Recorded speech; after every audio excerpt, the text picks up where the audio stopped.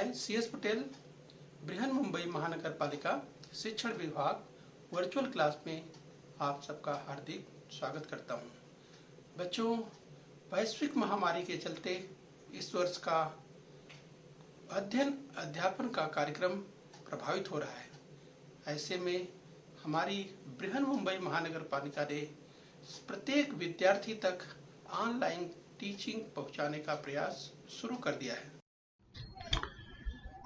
तो बच्चों, कक्षा 7वीं में आज हम बात करेंगे नागरिक शास्त्र यानी सिविक्स की बात करेंगे, जिसमें आज का पाठ है मौलिक अधिकार यानी फंडामेंटल राइट्स पार्ट 2 देखने वाले हैं। तो बच्चों, मैं CS Patel virtual training centre Dadar Mumbai से। आइए बच्चों आगे बढ़ते हैं। तो बच्चों, स्क्रीन पर जैसा कि आप देख पा रहे हैं फंडामेंटल राइट्स यानी मौलिक अधिकार भाग 1 में हमने पढ़ा था। इस आपको थोड़ा सा रिवाइज करते हुए हम आगे बढ़ेंगे। यस बच्चों, तो शिक्षा हमारा अधिकार है। यस, न्यूनतम वेतन की गारंटी मिलनी ही चाहिए, यह हमारा अधिकार है। और जंगल और वन संसाधनों पर हमारा अधिकार है। तो बच्चों, यस, फंडामेंटल राइट्स मौलिक अधिकार भाग 1 में आपने इसका अध्ययन किया है। थोड़ा सा रिवाइज करते हुए हम आपको आगे ले चलेंगे। तो मौलिक अधिकारों की बात करेंगे, फंडामेंटल राइट्स की बात करेंगे। यस, यानी हमारे जो मौलिक अधिकार हैं वो कौन कौन है, इनकी चर्चा हम यहाँ पे आज और करने वाले हैं। तो बच्चों, पार्ट 1 में तो आपने देखा था, अगर हम आपको बताएं इस संदर्भ की, यानी हम मौलिक अधिकारों की बात करें बच्चों, जैसे हमें जन्म से ही कुछ अधिकार प्राप्त होते हैं। यस, प्रत्येक जन्मजात बालक को जीने का अधिकार प्राप्त है। प्रत्येक जन्मजात बालक को जीने का अधिकार प्राप्त है। इन अधिकारों का मूल उद्देश्य यही होता है कि वहां के लोगों के सर्वांगीण विकास के लिए मदद मिले। तो चलिए हम बच्चों बात इसी क्रम में और आगे बढ़ेंगे। बच्चों, संविधान में उल्लेखित हमारे अधिकारों की बात करेंगे। Our rights as mentioned in the constitution. तो संविधान में भारतीय नागरिकों के अधिकारों का उल्लेख मिलता है। बच्चों, हम बात कर रहे हैं भारतीय नागरिकों के अधिकारों की बात कर रहे हैं। चलिए बच्चों, बात करेंगे समानता के अधिकार की बात करेंगे, यानी राइट टू इक्वलिटी की बात करेंगे। यस बच्चों, पार्ट 1 में हमने इसे पढ़ा हुआ है, तो थोड़ा सा हम रिवीजन करते हुए आगे बढ़ लेंगे। ये सब आपको रिवाइज कराएं, यानी फिर से आपको याद दिलाएं। समानता के अधिकार की अगर बात करें, राइट टू इक्वलिटी की बात करें, यानी बच्चों समता का अधिकार, यानी समता का अधिकार, उसके अनुसार देश भारतीय नागरिकों में ऊंच नीच, छोटा बड़ा, स्त्री पुरुष जैसा भेदभाव करके किसी के साथ अलग आचरण नहीं कर सकता। ये राइट टू इक्वलिटी की बात करें, यानी प्रत्येक व्यक्ति समान है, यानी समानता का अधिकार सबके लिए है। ये हमें बिल्कुल ध्यान रखना है। तो बच्चों, हमने इसकी बात की थी, हमने याद आपको दिलाया कि जब हम समानता की बात करते हैं, जैसे बच्चों जैसे अगर हम बात करें कि कानून के द्वारा सभी को संरक्षण प्राप्त है, बिना पूछताछ के किए गए गिरफ्तार जैसी कृति से हमें संरक्षण प्राप्त है। इस प्रकार का संरक्षण प्रदान करते समय किसी प्रकार का सरकार भेदभाव नहीं कर सकती। तो हम समानता के अधिकारों की बात कर रहे हैं। बच्चों, आइए थोड़ा सा आपको रिवाइज कराएं और आगे इसी क्रम में बढ़ें। राइट टू इक्वलिटी की बात करें, समानता के अधिकार की बात करें। अगर वोट देने के अधिकार की बात करें, या बच्चों अगर हम इसी के संदर्भ की बात करें, किसी भी तरह से स्त्री पुरुष या इस तरह का कोई भी भेदभाव, ऊंच नीच, छोटा बड़ा, इस तरह का किसी तरह का भेदभाव नहीं होना चाहिए। ये हम समानता के अधिकार की बात करें। चलिए बच्चों, अगर हम आपको बताएं कि वे उपाधियां और पदवियां देश नहीं दे सकता जो विषमता को बढ़ाती है, समाज में फूट पैदा करती है और नागरिकों में भेद उत्पन्न करती है, परंतु समाज के विभिन्न क्षेत्रों में गौरवपूर्ण कार्य करने वाले महानुभावों को सरकार पद्मश्री की बात करे, पद्म भूषण की बात करे, इस तरह के अगर पुरस्कारों की बात करें, इससे सम्मानित करती है। ये हमें ध्यान रखना है। चलिए बच्चों, इसी क्रम में हम और आगे बढ़े। तो स्क्रीन पर आप देख पा रहे हैं बच्चों, जैसे अगर हम बात करें भारत रत्न की बात करें, तो भारत रत्न हमारे देश का सर्वोच्च नागरिक सम्मान। इसी तरह से अगर और पुरस्कारों की बात करें, तो सेना में परमवीर चक्र, अशोक चक्र, वीर चक्र, इस तरह से जैसे अगर हम कहें तो जो सम्मान है, जिससे जो है कि नवाजा जाता है। तो स्क्रीन पर दाहिनी ओर बच्चों आप देख सकते हैं, जिस भारत रत्न की बात करें, इस भारत रत्न का जो पुरस्कार दिया जाता है बच्चों, ये स्क्रीन पर देखिए सामने आपको दिखाई दे रहा है। इस पॉइंटर की मदद के द्वारा अगर हम आपको दिखाएं तो ये देखिए सामने की तरफ इस तरह और पीछे की तरफ इस तरह से यहाँ पर आप देख सकते हैं। तो चलिए बच्चों, इसी क्रम में हम और आगे बढ़ते हैं। ये समानता के अधिकार की बात करें, right to equality. Yes, so yes, all human beings are born free and equal. तो यहाँ पर आप देख सकते हैं, जो कि हम अधिकारों की जब बात करते हैं तो राइट टू इक्वलिटी की बात होती है, समानता के अधिकार की बात होती है। तो प्रत्येक व्यक्ति ये समान है, राइट टू इक्वलिटी की बात करते हैं।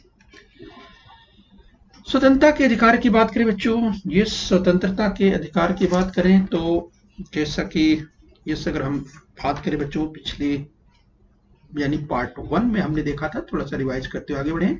स्वतंत्रता के अधिकार की बात करें, राइट टू लिबर्टी की बात करें तो संविधान द्वारा प्रदत्त एक महत्वपूर्ण अधिकार है, जो कि हमें संविधान के द्वारा, भारतीय संविधान के द्वारा मिला हुआ है।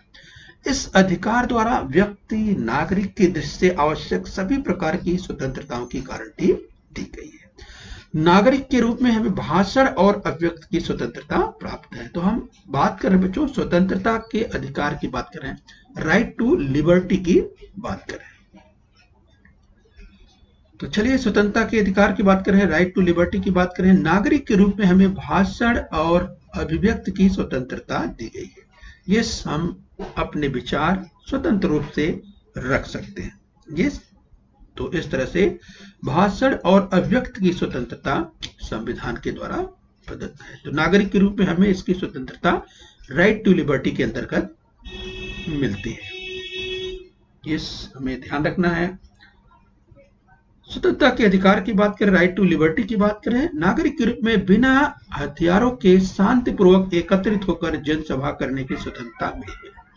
तो इस तरह से अगर हम बात करें बच्चों, यस, तो आप देख सकते हैं अगर सभा करने की स्वतंत्रता की बात करें या फ्रीडम ऑफ असेंबली, यस, इस तरह से जो है कि जब हम स्वतंत्रता के अधिकार की बात करते हैं, राइट टू लिबर्टी की बात करते हैं, तो नागरिक के रूप में बिना हथियारों के, ध्यान रखना है, यस, जो उसमें नियम है, बिना हथियारों के शांतिपूर्वक एकत्रित होकर जनसभा करने की स्वतंत्रता दी गई है। राइट, ये भी ध्यान रखना है कि हमें अपने अधिकारों का तो उपयोग करना है, लेकिन साथ में कर्तव्यों का भी ध्यान रखना है। यस, तो निश्चित रूप से इसे हमें ध्यान रखना है। इसी क्रम में हम स्वतंत्रता के अधिकार की बात करें, राइट टू लिबर्टी की बात करें, नागरिक के रूप में हमें संस्था अथवा संगठन बनाने की स्वतंत्रता मिली है। यस, तो इस तरह से अगर हम बात करें किसी संस्था को बनाने की बात करें या किसी संगठन को बनाने की बात करें, तो जिस संस्था या संगठन बनाने की स्वतंत्रता राइट टू लिबर्टी के अंतर्गत आती है। तो इस तरह से हम समाज के हित में, लोगों के हितों के लिए इस तरह के कार्यक्रम, इस नागरिक के रूप में हमें किसी संस्था या संगठन बनाने की स्वतंत्रता संविधान के द्वारा मिली हुई है। राइट, लेकिन ध्यान रखना है, इस तरह के संगठनों की बात करें, संस्थाओं की बात करें, जो कि इस देश के हित में, समाज के हित में, लोगों के हित में होना चाहिए। स्वतंत्रता के अधिकार की बात करें, राइट टू लिबर्टी की बात कर रहे हैं, भारत के नागरिक के रूप में हमें भारत के प्रदेश यानी किसी भी प्रदेश में भ्रमण करने की स्वतंत्रता मिली हुई है। यस, तो अभी बात कर रहे थे यस की हम स्वतंत्रता के अधिकार की बात कर रहे हैं। आगे हम देखेंगे इसी क्रम में राइट टू इक्वलिटी की हम बात कर रहे थे, राइट टू फ्रीडम की बात कर रहे थे, इस राइट अगेंस्ट एक्सप्लॉयटेशन यानी शोषण के विरुद्ध के अधिकार भी हम बात करेंगे। यस, राइट टू रिलीजन की बात करेंगे, कल्चरल एंड एजुकेशनल राइट की बात करेंगे, राइट टू कॉन्स्टिट्यूशनल रेमेडीज की भी हम बात करने वाले हैं। यस, चलिए इसी क्रम में हम और आगे बढ़ लेते हैं। ये स्वतंत्रता के अधिकारों की जब बात करें, राइट टू लिबर्टी की बात करें, तो नागरिक के रूप में हमें भारत के किसी भी भाग में रहने बसने की स्वतंत्रता मिलेगी। तो ये हम बात करें अपने और फंडामेंटल राइट्स की बात करें, हमारे जो मूलभूत अधिकार हैं, हम अपने मूलभूत अधिकारों की बात करें। इस संदर्भ में हम और आगे देखने वाले हैं। तो आइए हम इसी क्रम में और आगे बढ़ेंगे। यस, शिक्षा के अधिकार की बात करें, राइट टू एजुकेशन की बात करें, तो यस, राइट टू एजुकेशन, जैसा कि हम जानते हैं बच्चों, नागरिक के रूप में हमें शिक्षा का अधिकार प्राप्त है। यस, 6 से 14 वर्ष के सभी लड़के लड़कियों को शिक्षा प्राप्त करने का मौलिक अधिकार मिला हुआ है। यानी बच्चों 6 से 14 वर्ष के प्रत्येक, अगर भारतीय की बात करें यानी प्रत्येक लड़कों या बच्चों की बात करें, सबको, यानी चाहे लड़के हों चाहे लड़कियां हों, सभी को 6 से 14 वर्ष के बीच के सभी लड़के लड़कियों को शिक्षा प्राप्त करने का मौलिक अधिकार है। उन्हें भेजना ही है पढ़ने के लिए। ये बच्चों का अधिकार है। शिक्षा का अधिकार बच्चों को मिला हुआ है, ये संविधान के तहत मिला हुआ है, इसलिए उन्हें शिक्षा प्राप्त करनी है। जिस तरह से शिक्षा का अधिकार, तो आप देख सकते हैं सर्व शिक्षा अभियान, ये सब पढ़ें सब बढ़ें, सर्व शिक्षा अभियान शिक्षा के अधिकार की बात कर रहे हैं। तो 6 से 14 वर्ष के सभी लड़के लड़कियों को शिक्षा प्राप्त करने का मौलिक अधिकार मिला हुआ है। यस, राइट टू एजुकेशन की हम बात कर रहे हैं। तो चलिए शिक्षा के अधिकार की बात कर रहे हैं, तो राइट टू एजुकेशन की बात कर रहे हैं। तो स्क्रीन पर आप देख सकते हैं कि बच्चे किस तरह से अध्ययन कर रहे हैं। तमाम चित्रों को हम आपको दिखा रहे हैं, राइट।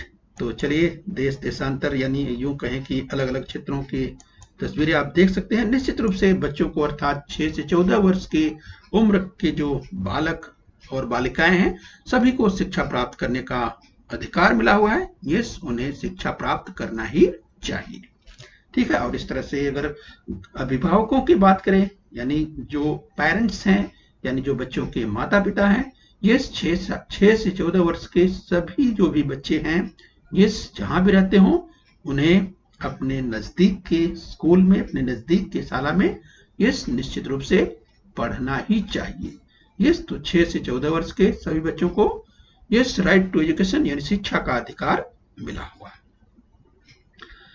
चलिए इसी क्रम में हम और आगे बढ़ेंगे। यस बच्चों, क्या आप जानते हैं संविधान द्वारा हमें अनेक अधिकार प्रदान किए गए हैं, परंतु हम उनका लापरवाही अथवा दायित्वहीनता के साथ उपयोग नहीं कर सकते, राइट। तो बच्चों ध्यान रखना है, हम बात कर रहे हैं कि अधिकार तो हमें मिले हुए हैं संविधान के द्वारा, लेकिन लापरवाही अथवा दायित्वहीनता के साथ उसका उपयोग नहीं कर सकते। यानी बिल्कुल अधिकारों का उपयोग करना है, लेकिन उसमें किसी तरह की लापरवाही नहीं होनी चाहिए, दूसरों को तकलीफ नहीं होना चाहिए। ये भी हमें ध्यान रखना है। और दायित्वहीनता के साथ उसका उपयोग नहीं करना है, यानी जो दायित्व का बोध है, जो आपके कर्तव्य हैं साथ में लगे हुए हैं, जुड़े हुए हैं, समाज का जो हित है, लोगों का हित है, उसे देखते हुए उसके अनुसार ही अपने अधिकारों का उपयोग करना चाहिए। तो चलिए बच्चों, इस क्रम में हम कहें कि विचार करने के बाद जीवन छीन लेने के अधिकार के लिए अन्य दूसरे कुछ पूरक अधिकार हैं, जैसे एक ही अपराध के लिए 2 बार दंडित नहीं किया जा सकता, राइट। तो चलिए हम इसी संदर्भ में आगे और देखने का प्रयास करेंगे कि जब बात होती है जैसे एक ही अपराध हो तो उसके लिए 2 बार दंडित नहीं किया जा सकता। इस तरह से जीवन छीन लेने के अधिकार के लिए अन्य कुछ दूसरे पूरक अधिकार हैं जिनकी हम बात करने वाले हैं। तो चलिए हम देखेंगे शोषण के विरुद्ध अधिकार, राइट अगेंस्ट एक्सप्लॉयटेशन की बात करेंगे। शोषण की रोकथाम करने के लिए शोषण का शिकार न होने देने, अपना शोषण अथवा दमन न होने देने के अधिकार को शोषण के विरुद्ध का अधिकार कहते हैं। यानी कहने का मतलब है, पहली बात तो शोषण करना नहीं चाहिए, और अगर कोई शोषण कर रहा है तो निश्चित रूप से उसके अगर खिलाफ की बात करें, उसके अगेंस्ट की बात करें, तो यह शोषण के विरुद्ध के अधिकार की हम बात कर रहे हैं। यस, यानी किसी को भी शोषण करने का अधिकार नहीं है। यस, चाहे हम किसी भी देश में किसी भी व्यक्ति का शोषण नहीं होना चाहिए। तो शोषण के विरुद्ध अधिकारों की बात हो रही है, राइट अगेंस्ट एक्सप्लॉयटेशन की बात कर रही है। तो इस तरह से यस, हम अगर यूं कहें कि जब बात करते हैं शोषण की रोकथाम करने के लिए, शोषण का शिकार न होने देना अथवा अपना शोषण अथवा दमन न होने देने के अधिकार को शोषण के विरुद्ध का अधिकार, यानी शोषण किसी तरह से नहीं होना चाहिए। अगर कहीं शोषण हो रहा है तो यस, उसके खिलाफ आवाज उठानी चाहिए। यस, ये भी ध्यान रखना है। तो yes everyone, yes social right की बात करें, इक्वलिटी की बात करें, फ्रीडम की बात करें, यस तो हम बात कर रहे हैं यहाँ पर राइट की बात कर रहे हैं। यस, फंडामेंटल राइट की बात करें, मूलभूत अधिकारों की बात करें। आइए इसी क्रम में हम और आगे बढ़ें।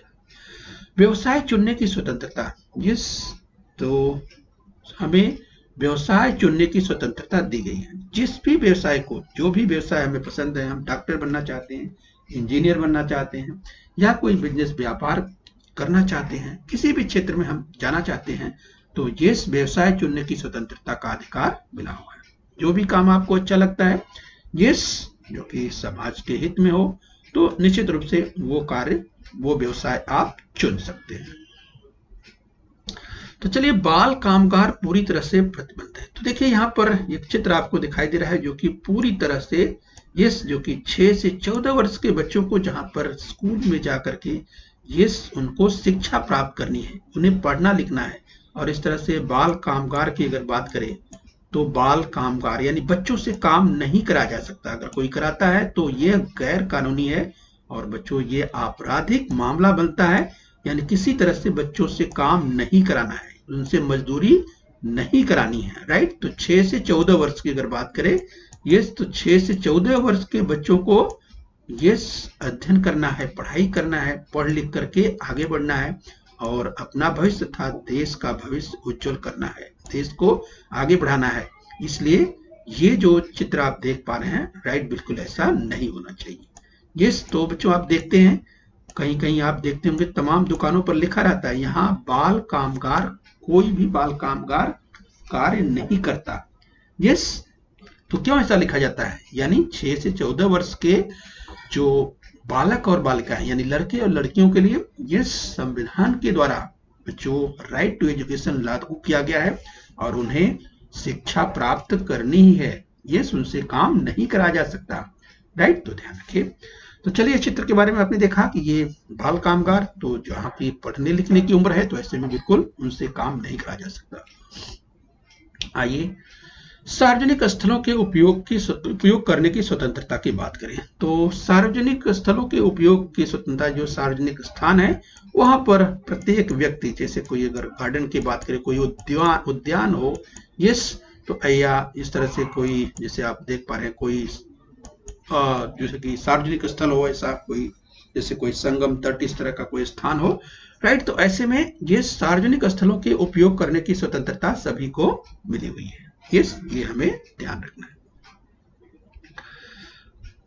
धार्मिक स्वतंत्रता के अधिकारों की बात करें तो बच्चों, जब हम पार्ट 2 की यानी मौलिक अधिकारों की बात करें, पार्ट 2 में इस धार्मिक स्वतंत्रता का अधिकार यानी right to freedom of religion, यानी धार्मिक स्वतंत्रता की बात करें, प्रत्येक धर्म यानी प्रत्येक धर्म की अगर बात करें, यानी कोई भी धर्म, जो भी धर्म आप अपनाना चाहते हैं उसके लिए आप स्वतंत्र हैं। यस, भारत पूरे विश्व में अग्रणी धर्मनिरपेक्ष राष्ट्र है। यस, तो भारत धर्मनिरपेक्ष राष्ट्र है। भारत के प्रत्येक नागरिक को किसी भी धर्म की उपासना करने की स्वतंत्रता है।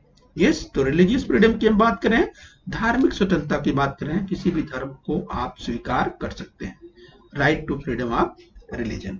ये हमें ध्यान रखना है। तो ठीक है, ध्यान रखना है इसका। यस, आगे इसी क्रम में हम और आगे देखेंगे। यस, हम धर्म की बात करें, किसी भी धर्म को, जो भी धर्म आप चाहें, यस, आपको धार्मिक स्वतंत्रता मिली हुई है। यस, भारत एक धर्मनिरपेक्ष राष्ट्र है, ये हमें ध्यान रखना है। संविधान द्वारा धार्मिक विषय में 2 बातों की अनुमति नहीं दी गई है। कौन कौन सी 2 बातें बच्चों?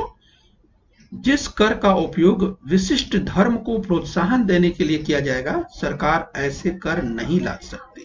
ध्यान रखिए, जिस कर का उपयोग विशिष्ट धर्म को प्रोत्साहन करने के लिए किया जाएगा, सरकार ऐसे कर नहीं ला सकती। और दूसरा बच्चों, सरकार से आर्थिक सहायता लेने वाले शैक्षिक संस्थानों में धार्मिक शिक्षा अनिवार्य नहीं किया जा सकता। तो सरकार से आर्थिक सहायता लेने वाले शैक्षिक संस्थानों में धार्मिक शिक्षा अनिवार्य नहीं किया जा सकता। तो चलिए ध्यान रखिए, संविधान द्वारा धार्मिक विषयों में 2 बातों की अनुमति नहीं दी गई, ये हमें ध्यान रखना है। आइए बच्चों, इसी क्रम में हम बात करेंगे सांस्कृतिक और शैक्षिक अधिकारों की बात करेंगे, कल्चरल एंड एजुकेशनल राइट्स की बात करते हैं। हमारे देश में तीज, त्योहार, पर्व, भोजन और जीवन प्रणाली को लेकर विविधता पाई जाती है। यहाँ पर अलग अलग विवाह पद्धति है, यानी हमारे देश में विवाह करने की अलग अलग पद्धतियां हैं। यस, जिसे भी जो स्वीकार है उसके अनुसार वो विवाह करता है, विवाह पद्धति को अपनाता है। अलग अलग लोक समूह की अलग अलग संस्कृतियां हैं। बच्चों, हमारे देश में जब हम बात करते हैं तो हमारा देश जो है वो विविधताओं से भरा हुआ है। लेकिन अगर बात करें विविधता में एकता, जिस तरह से यूनिटी इन डाइवर्सिटी की बात होती है, यानी विविधता में एकता हमारे देश की ये विशेषता है। संविधान ने सभी को संवर्धन व संरक्षण का अधिकार दिया हुआ है। तो सांस्कृतिक और शैक्षणिक अधिकार की बात करें, कल्चरल एजुकेशनल राइट्स की बात करें, तो ये अलग अलग विवाह पद्धतियों की बात करें, अलग अलग लोक समूह की अलग अलग संस्कृतियां हैं और संविधान ने सभी को संवर्धन व संरक्षण करने का अधिकार दिया हुआ है। ये हमें ध्यान रखना है। आइए इसी क्रम में हम और आगे बढ़ेंगे। इसके अनुसार अपनी भाषा, लिपि, साहित्य का संवर्धन करने का अधिकार मिला हुआ है संविधान के तहत। अपनी भाषा, अपनी लिपि, अपना साहित्य, इसका संवर्धन करने का अधिकार संविधान के द्वारा मिला हुआ है। संवैधानिक उपचारों का अधिकार यानी राइट टू कॉन्स्टिट्यूशनल रेमेडीज की बात करेंगे। राइट, ध्यान रखिए बच्चों, ये संवैधानिक उपचारों के अधिकार की बात करें। अधिकारों का हनन होने पर न्यायालय में याचना करने का अधिकार भी एक प्रकार से मौलिक अधिकार है। इस अधिकारों का हनन होने पर, यानी अगर किसी का अधिकार नहीं मिल रहा है, अधिकारों का हनन हो रहा है, तो ऐसे में न्यायालय में याचना करने का भी अधिकार एक प्रकार का मौलिक अधिकार है। ये भी एक फंडामेंटल राइट्स हैं।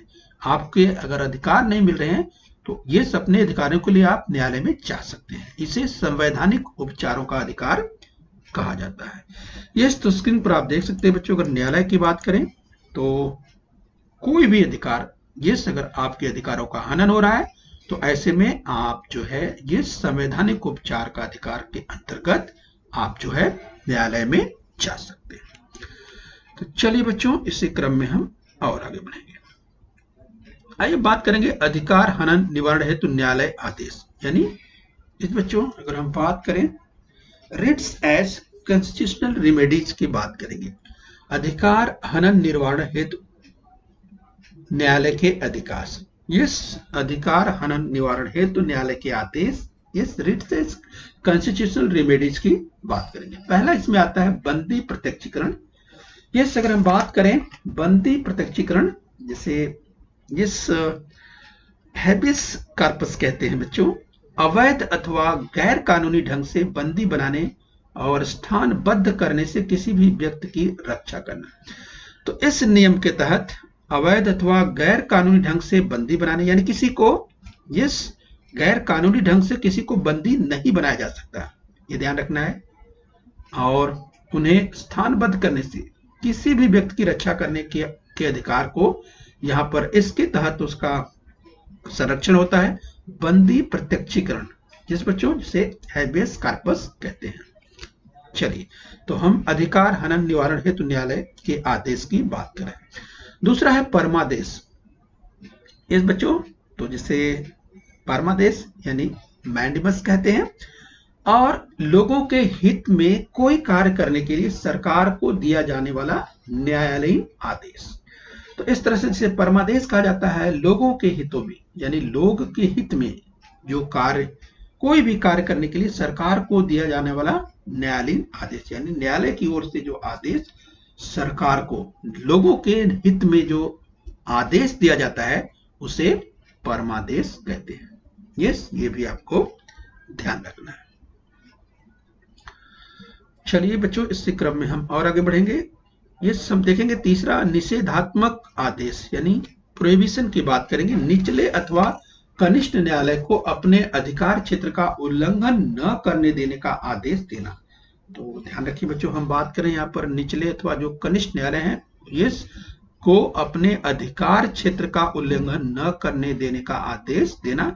इस तरह से इसे कहते हैं निषेधात्मक आदेश, यानी प्रोहिबिशन इसे कहा जाता है। ये ध्यान रखना है। आइए इसी क्रम में हम आगे बढ़ेंगे। हम बात करेंगे स्पष्टीकरण मांगने का अधिकार। स्पष्टीकरण मांगने का अधिकार जिसे कहते हैं को वारंट। किस अधिकार के अंतर्गत यह कार्रवाई की गई है, इस प्रकार का स्पष्टीकरण सरकारी अधिकारी से मांगने का न्यायालयीन आदेश, जिसे कहते हैं स्पष्टीकरण मांगने का अधिकार। को वारंट, राइट। यस, पांचवा है बच्चों उत्प्रेक्षण। यस, जिसे सरसारी कहते हैं। तो उत्प्रेक्षण की अगर बात करें, यानी सर से आर, यानी निचले अथवा कनिष्ठ न्यायालय द्वारा दिए गए निर्णय को निरस्त कर ऊपर के न्यायालय में मुकदमा दायर करने हेतु आदेश देना, जिसे उत्प्रेक्षण कहा जाता है। इस ध्यान रखिए, निचले अथवा कनिष्ठ न्यायालय द्वारा दिए गए निर्णय को निरस्त कर ऊपर के न्यायालय में मुकदमा दायर करने हेतु आदेश देना, जिसे उत्प्रेक्षण कहा जाता है। तब जो इस तरह से मौलिक अधिकारों की बात करें, मौलिक अधिकारों को न्यायालयीन संरक्षण प्राप्त रहने से नागरिक अपने अधिकारों का उचित उपयोग कर पाते हैं, उचित पद्धति में कर सकते हैं। वे अधिक सजग, उत्तरदायी और सक्रिय नागरिक के रूप में अपनी भूमिका निभाते हैं। मौलिक अधिकारों का विचार करते समय निश्चित रूप से हमें अपने कर्तव्यों का भी ध्यान रखना चाहिए। बहुत जरूरी है, जब हम अधिकारों की बात करते हैं तो हमें कर्तव्यों का भी ध्यान होना चाहिए। तो चलिए बच्चों, इस क्रम में इस तरह मौलिक अधिकारों की जो हम बात करें, मौलिक अधिकारों को न्यायालयीन संरक्षण प्राप्त रहने से नागरिक अपने अधिकारों का उचित पद्धति से कर सकते हैं। ये ध्यान रखना है, अधिकारों का उपयोग करना है, लेकिन निश्चित रूप से उसके साथ जो कर्तव्य है उससे भी ध्यान रखना चाहिए। तो न्यायालय का कामकाज स्क्रीन पर आप देख सकते हैं। कुछ इस तरह से न्यायालय का कामकाज होता है, जैसा कि आपको स्क्रीन पर दिखाई दे रहा है बच्चों, यहाँ आप देख सकते हैं। न्यायालय का कामकाज कुछ इस तरह से होता है, देख सकते हैं स्क्रीन पर। चलिए बच्चों, यहाँ पर देखिए, जैसे अवैध अथवा गैर कानूनी ढंग से बंदी बनाने और स्थानबद्ध करने से किसी भी व्यक्ति की रक्षा करना, जिसे कहते हैं बंदी प्रत्यक्षीकरण। ध्यान रखिए, हम आपको रिवाइज कर देते हैं। किस अधिकार के अंतर्गत यह कार्रवाई की गई है, इस प्रकार का स्पष्टीकरण सरकारी अधिकारी से मांगने का न्यायालयीन आदेश, जिसे कहते हैं स्पष्टीकरण मांगने का अधिकार। तीसरा है बच्चों, लोकहित में कोई कार्य करने के लिए सरकार को दिया जाने वाला न्यायालयीन आदेश, जिसे कहते हैं परमादेश। और चौथा है, निचले अथवा कनिष्ठ न्यायालय का अपने अधिकार क्षेत्र का उल्लंघन न करने देने का आदेश देना, जिसे कहते हैं निषेधात्मक आदेश। राइट, ध्यान दीजिए बच्चों। तो चलिए इसी क्रम में हम पर आगे बढ़ेंगे। आइए बच्चों, यहां पर हम अभ्यास कर लेंगे। तो चलिए, उचित शब्द या शब्द समूह आपको लिखना है। सोचिए, अवैध अथवा गैर कानूनी ढंग से बंदी बनाने और स्थानबद्ध करने से किसी भी व्यक्ति की रक्षा करना।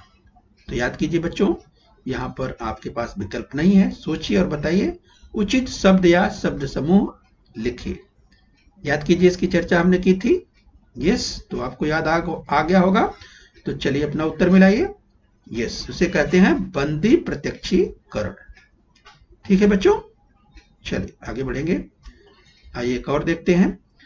किस अधिकार के अंतर्गत यह कार्रवाई की गई है, इस प्रकार का स्पष्टीकरण सरकारी अधिकारी से मांगने का न्यायालयीन अधिकार आदेश, इसे क्या कहते हैं? याद कीजिए, इसकी चर्चा हमने की थी। तो चलिए अपना उत्तर टैली कीजिए। स्पष्टीकरण मांगने का अधिकार। चलिए आगे बढ़ेंगे इसी क्रम में। लोकहित में कोई कार्य करने के लिए सरकार को दिया जाने वाला न्यायालयीन आदेश। याद कीजिए बच्चों, याद आ गया होगा। तो चलिए अपना उत्तर टैली कीजिए। उसे कहते हैं परमादेश। चलिए आगे बढ़ेंगे। निचले अथवा कनिष्ठ न्यायालय को अपने अधिकार क्षेत्र का उल्लंघन न करने देने का आदेश देना। बच्चों, इसकी चर्चा की थी हमने, याद कीजिए और अपना उत्तर मिलाइए। इसे कहते हैं निषेधात्मक आदेश।